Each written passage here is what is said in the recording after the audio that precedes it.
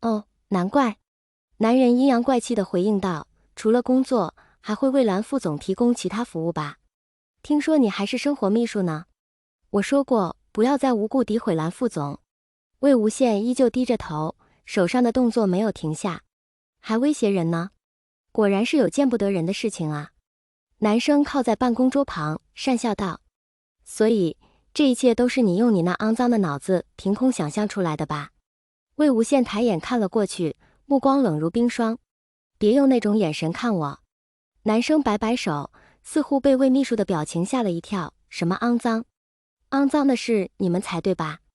蓝副总，男生忽然说不出话来，不过一瞬间的功夫，他就被人卡着喉咙抵在了墙上。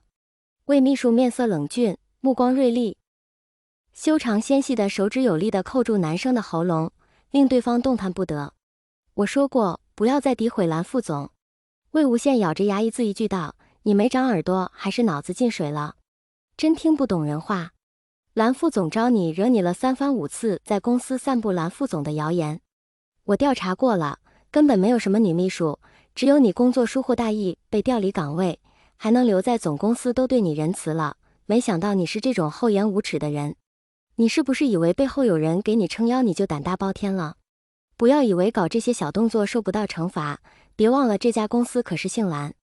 男生被扣住喉咙，不敢说话，喉咙里发出呜呜的声音，似乎在害怕。害怕吗？害怕被调到边远分公司，还是怕被辞退呀？魏无羡手上力度加大。要诋毁蓝副总，就要有这样的觉悟，知道吗？胆小如鼠，还这么嘴碎，真是贱得可以。魏无羡看着这人瑟瑟发抖的模样，就觉得没劲，放开手转身准备继续工作。嗨嗨，可嗨嗨！男生跪倒在地，不停咳嗽。滚吧！魏无羡失去耐心，再也不想看到这人。魏婴还在加班？蓝副总的声音从电话传来。马上就回家了。魏无羡整理好手上的资料，准备下班。车在楼下。您没回家呀？魏无羡惊讶道，没记错的话，从老宅过来还要绕路。等魏秘书下班。蓝副总低声说。那我马上下楼。魏无羡开心地挂断电话。魏秘书急匆匆从公司大门跑出来，看到蓝副总熟悉的车子，忍不住嘴角一扬。他没有直接上车，而是走到驾驶座旁边。蓝副总，久等了。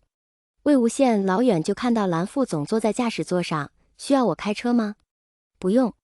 蓝忘机说道，上车吧。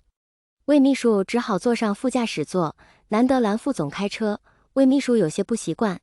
蓝副总，在我之前是不是还有几任秘书？魏无羡忍不住问。那都是人事部安排的。蓝忘机答道。我不是。魏无羡自认为自己才是人事部牺牲品。我看过你的简历。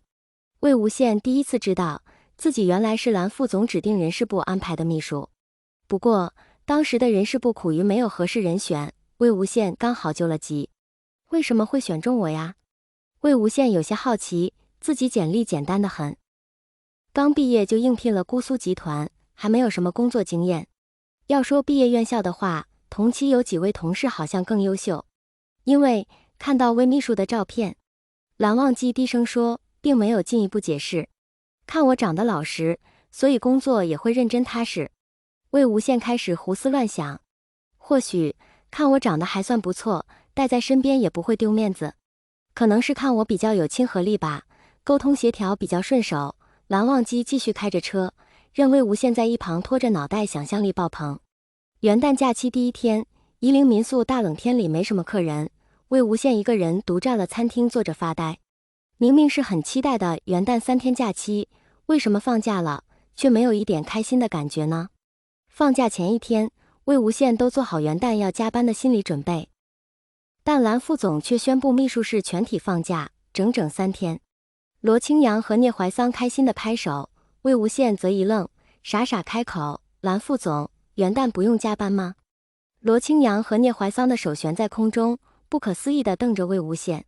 魏秘书还有其他工作吗？聂怀桑小心翼翼与魏无羡划清界限。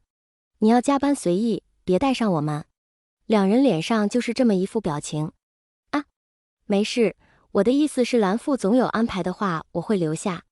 魏无羡作为秘书室头头，表明自己身先士卒的决心。罗清扬和聂怀桑暗自松了一口气。魏婴，今年辛苦了，假期好好休息吧。蓝忘机觉得新年继续加班有些对不起下属，虽然他心里很想把魏秘书留下。好的，魏无羡只好答应。要是再继续纠缠加班的事，回头会被其他2人群殴的。一整天，魏无羡都在埋头处理工作，避免假期后手忙脚乱。他核对了一下蓝副总结后行程，排好表拿给蓝副总看。2号晚上有一个新年宴会要参加，魏无羡提醒道，自己不在，蓝副总一个人去能行吗？蓝忘机不以为然，蓝副总假期还做什么呢？魏无羡忍不住想和蓝忘机多聊2句。蓝家家宴，蓝忘机淡淡的说，然后在家看书。